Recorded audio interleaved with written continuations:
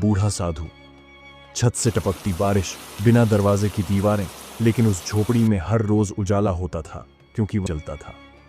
हर सुबह वो जंगल की ओर निकल पड़ता, सूखी लकड़ियां काटता, अक्सर मुस्कुराते हुए कहता, भगवान ने मुझे सिर्फ एक दीपक के लायक समझा है, पर जब तक ये सांसें चलेंगी मैं हर दिन उनके नाम का एक दीपक जलाऊंगा, भले ही पूरी दुनिया हंसे।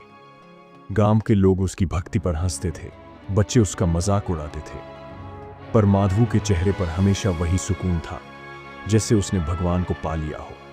वो कभी जगन्नाथ मंदिर के अंदर नहीं गया। कहता था, मैं पवित्र नहीं, पर मेरा प्रेम सच्चा है।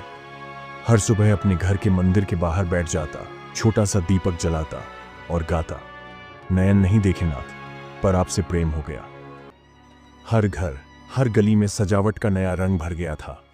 लोग अपने अपने घरों को सुंदर फूलों, रंग बिरंगी रोशनियों से सजाने लगे। 3 सिक्के थे, जिससे उसे महसूस होता था कि यही 3 सिक्के उसकी सारी दुनिया की उम्मीदें समेटे हुए हैं। वह सादगी से जीता था, और जब उसे कुछ खरीदना होता तो वह बाजार जाता। उस दिन भी जब रथ यात्रा की तैयारी अपने चरम पर थी, माधवू ने अपने दिल की पुकार सुनी। उसने सब्जी छोड़कर अपने दिन भर के भोजन की भूख को कुर्बान कर दिया और सिर्फ तेल और रुई खरीद लाया। उसकी आंखों में भक्ति की चमक थी, जो हर महंगी वस्त्र या दान की चमक से कहीं अधिक थी। भगवान जगन्नाथ का निवास हो।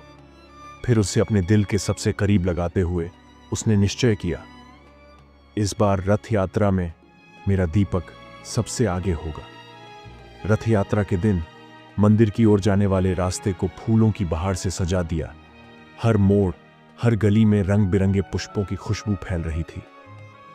जब उसका प्यारा दीपक उसके हाथ से फिसल गया, लेकिन माधवू ने बिना किसी झिझक के तुरंत अपने बदन का सहारा लेते हुए उस दीपक को कसकर अपने करीब चिपका लिया।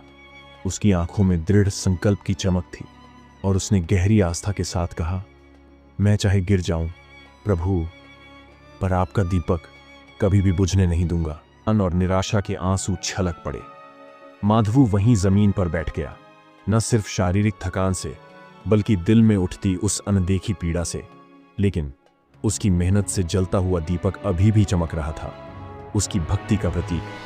जो उस क्षण की धारा धीरे धीरे थम गई। मंदिर के अंदर से अचानक एक अद्भुत चमत्कार हुआ।